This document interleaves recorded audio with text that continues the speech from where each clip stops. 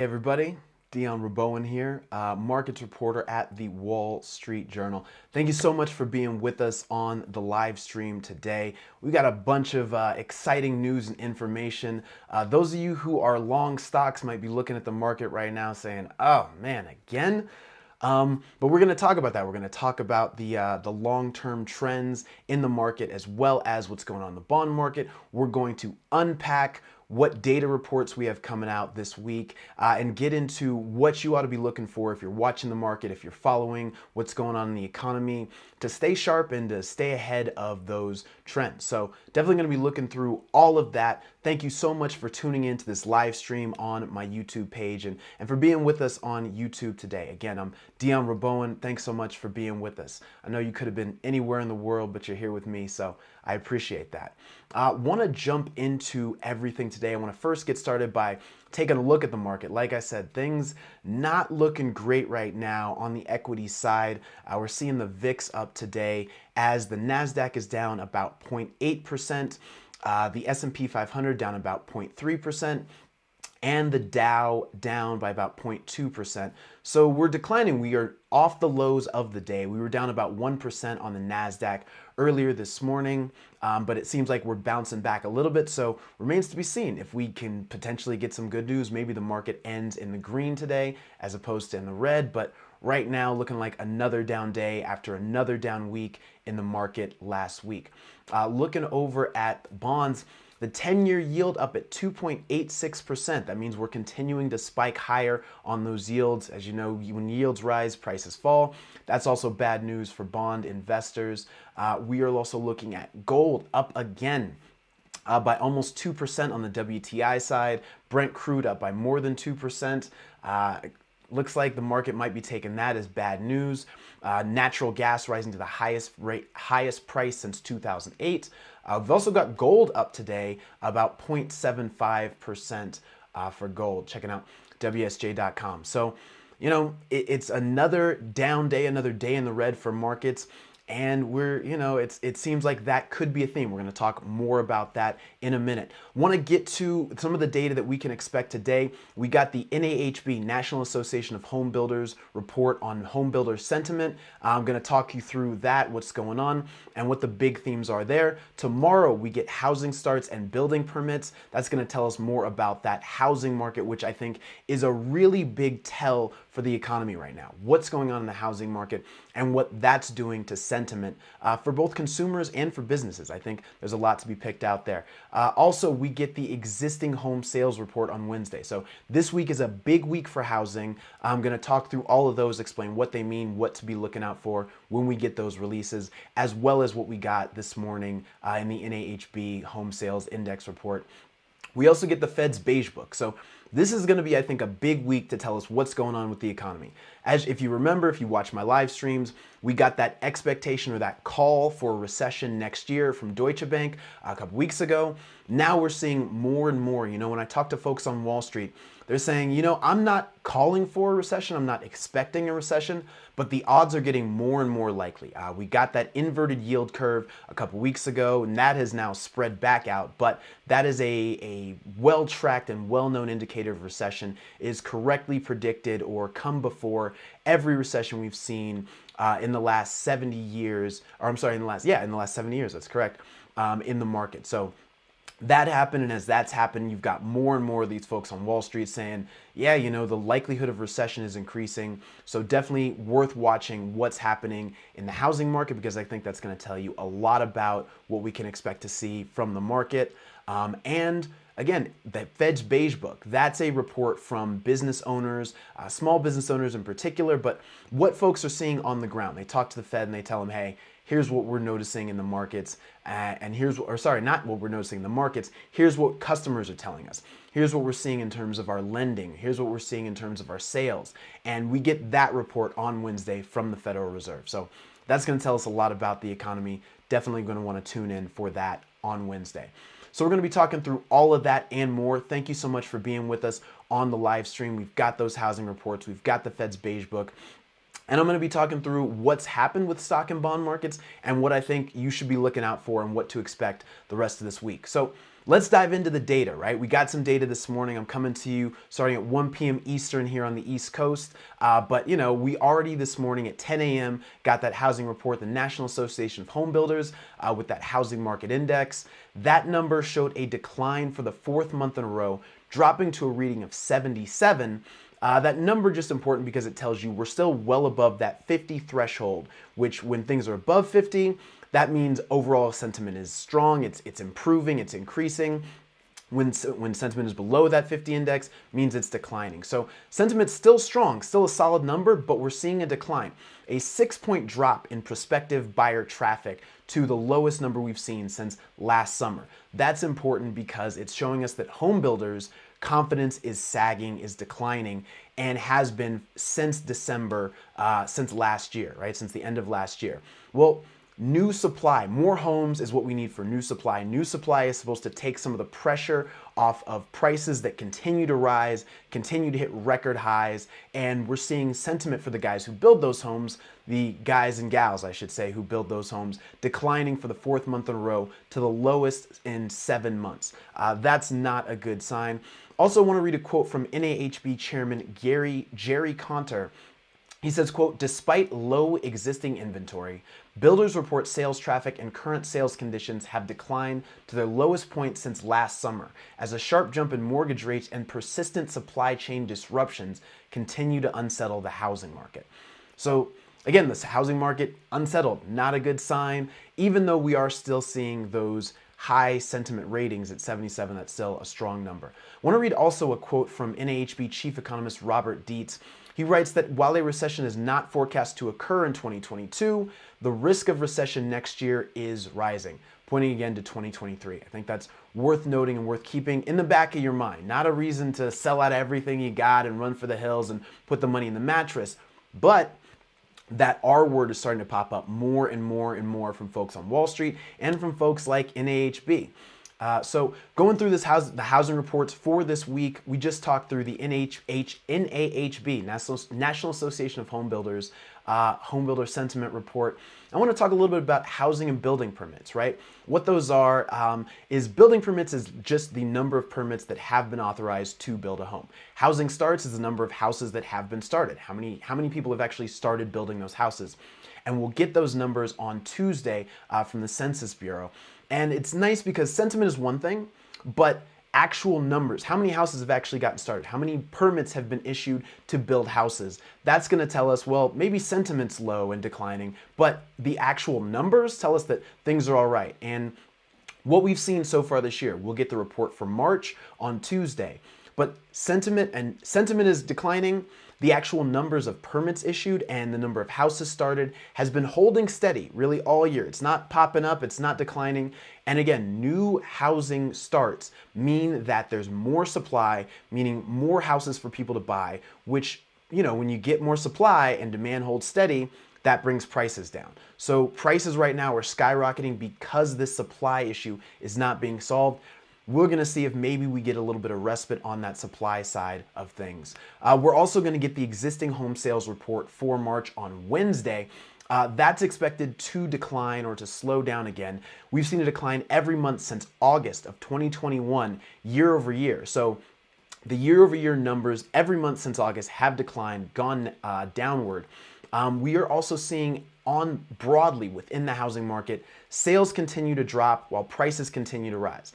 That's not a recipe for a successful housing market. Housing economists that I speak to, they don't say they're worried. They think people just have to keep buying, you know, because rental prices are spiking out of control. Folks don't really have a lot of alternative. They can either pay a lot more in rent where they're staying right now, or they can step out and try to buy. Remember we saw last week, we did a video on mortgage rates rising to 5% or an average of 5% for 30-year fixed rate mortgages. That's the highest we've seen since 2018, according to the Mortgage Bankers Association. The highest we've seen since 2011, according to Freddie Mac, according to Freddie Mac, a government-associated lender. So highest housing rates we've seen in more than 10 years, according to those Freddie Mac numbers. That's really declining the number of buyers who can purchase. I talked to Nadia Evangelou. She is the the senior forecaster for the National Association of Realtors. She said 16 million people will be priced out of the market if rates hold at that 5% level. So again, very important to keep track of that. So we've gone through those housing reports, what we can expect to see this week. We got the NAHB Home Builder Sentiment Report this morning, declining. That's not good. We will see housing starts and building permits. That's going to tell us what the actual numbers are on Tuesday. And then on Wednesday, we'll see that existing home sales report. So be sure to keep a lookout for that. Also Wednesday, we get the Fed's Beige book. That's when the Fed goes out and they talk to their sources in the market, kind of like we journalists do, right? Go out and then they just ask people, what are business conditions like? Tell me what things are like for you. Not just better, worse, or the same, but how are customers reacting? What are your suppliers telling you? What are you hearing from folks on the ground? Are people being able to get loans? Are they happy with their business? Are things picking up? Are they slowing down? What's it like to hire people? So these conversations about the economy get released in the Fed's Beige book. That's coming out on Wednesday. We'll get to hear a lot about the impact of higher inflation, whether this hiring trend that's slowed down considerably is continuing, or if things are starting to take a turn around a corner. So that's going to be big, I think, on Wednesday. Definitely take a look at that. I also want to talk about the major themes in the markets for stocks and for bonds, because I think we've got two very different kinds of markets there. And what I'm hearing from investors and the folks on Wall Street that I talk to about both the stock and the bond market. So want to take a look, you're with us on the live stream. Thank you so much for doing that and for being with us. We're going to be doing this every Monday right now going forward at 1 p.m. Eastern. So appreciate everyone who tuned in. When I look out at the stock market, right, when you talk about the sell-off last week and the sell-off the week before, last week at least there wasn't really a major catalyst for that sell-off. Yeah, we got that CPI number, the inflation number, 8.5%, the highest in 40 years. Again, right, the month-over-month number was high, but when you looked at that core numbers and when you take out food and energy prices, which are historically volatile, which tend to jump up a lot more than the rest of the index, that number was only 0.3%.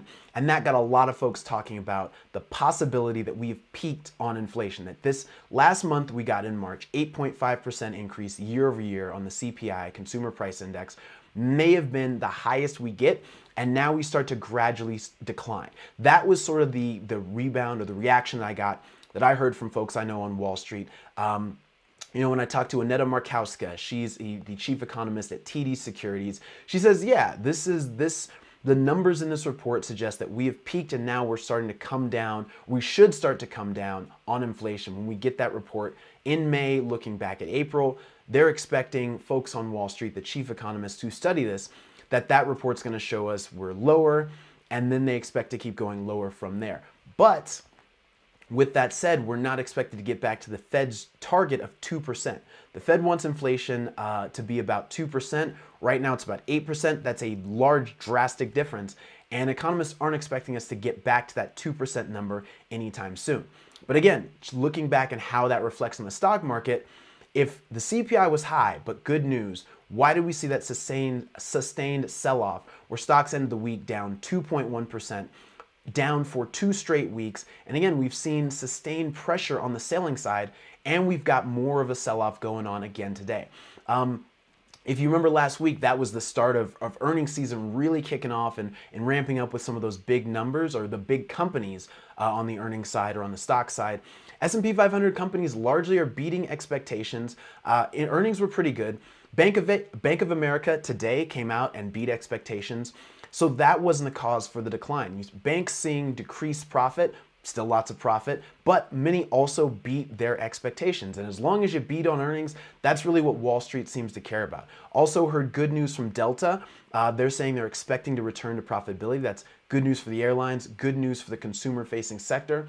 And United Health, the other big non-bank company, beat expectations. So We actually saw pretty good news on the earnings front, which is what investors have said they needed to see, and we still saw that decline in the S&P 500, down 2.1%, the NASDAQ down 2.6%, and that was building off of a 3.9% decrease for the NASDAQ the week before. So we're seeing a pretty consistent decline and turn downwards for the stock market. What do we really need to get that to turn upwards? Because we did see solid earnings last week. I really think it's a lot of uncertainty. Investors right now are saying, hey, you know what? The Fed is raising rates. Central banks around the world are raising rates. We're seeing this continued high inflation. I want to sit out a little bit and see what happens before I put more money into the market. And some are still selling, obviously. You also now have some good places to hide out, right? You've got some places to put your money where you're getting a little bit of a return. As we talked about, the 10-year US Treasury note is yielding 2.86% as of today. That's almost a 3% return on your money, or 3% interest rates that you're getting from the 10-year US Treasury in the risk-free asset, as it's known. So again, that's a reason that the stock market could be declining, as a lot of investors say, I don't really see a bull case for putting money to work right now. Let me just hang out and hide a little bit in the markets. The bond market is coming off its worst quarter in decades. The US bond aggregate index, the Bloomberg aggregate, was down 6% last quarter in the first quarter of the year. That's the worst quarter since 1980, loss of 6%, and the 2-year Treasury yield saw the highest increase in bond yield since 1984. The 5-year saw the highest increase in yields since 1987. So big numbers. You're getting paid a lot more in that Treasury market, and we're not seeing it yet, but a lot of the investors I talk about say, maybe it's time to start getting some Treasuries back in the portfolio. Maybe it's time to start getting back into bonds because maybe we've gone too far too fast. Again, remember, the Federal Reserve mapped out a rate of 1.9% for the end of 2022 at their meeting in March. They obviously, we're going to hear more from them in May, but we've got a couple weeks before we hear from that. So maybe it's already gone too far, too fast. The Fed only has a 2.4% long-term rate for the bond market and only projected 2.8% for 2023 and 2024. So we're already there. We're already at what on the 10-year note, we're already at what the Fed anticipates the high will be for 2023 and for 2024, and well above their expectations for the long-term rate, which we know the 10-year Treasury is a projection of the market expectations for long-term rates. So we're already above that. Has the market gone too far too fast? That remains to be seen. Right now, when we look at the market, it's saying that it has not come too far too fast. So thank you again for being with us on the live stream. Want to do another market check. As I'm looking out, things start continuing to come back. The NASDAQ now down about 0.55%, was down about 0.7% when we started. The S&P 500 now down about 0.2%. The Dow down about 0.15%, moving back towards zero, or moving back towards even on the day, or being flat. So that's where we are. Thank you so much for being with us on the live stream. Again, I am Dion Rabouin, markets reporter for the Wall Street Journal. On this live stream today, we've talked about what you should look forward to this upcoming week, right? We got the NAHB, National Association of Home Builders report this morning. We've already seen that declined for a 4th straight month to the lowest in 7 months. We will get tomorrow housing starts and building permits, the report on those from the U.S. Census Bureau. And on Wednesday, we get existing home sales. That's going to tell us how many already built homes were sold for March. So a lot of information we'll get. Has this rising rate environment, March was the month where we saw rates just really spike through the roof and hit that 5% level. Did that slow down home buying considerably and consistently, as we've seen? And did that spike prices up higher and continue that trend? So we'll learn that this week. We also get the Fed's Beige book, which is going to tell us a lot about the economy. And I think we're going to learn a lot about what investors think about stocks and bonds and other markets, as we've seen oil up again big today, gold also up. So appreciate you being with me today for the live stream. We're going to do this every Monday, 1 p.m. Eastern, right here on my YouTube channel. Thanks to everybody for tuning in, whether you tuned in late, early, stayed for the whole thing, or you watch this on repeat on my channel on YouTube. Thank you very much for tuning in. That's going to do it. Please stick with us and come back again when we do it again next time right here on my YouTube channel. I'm Dion Rabouin for the Wall Street Journal. Thank you so much for being with us.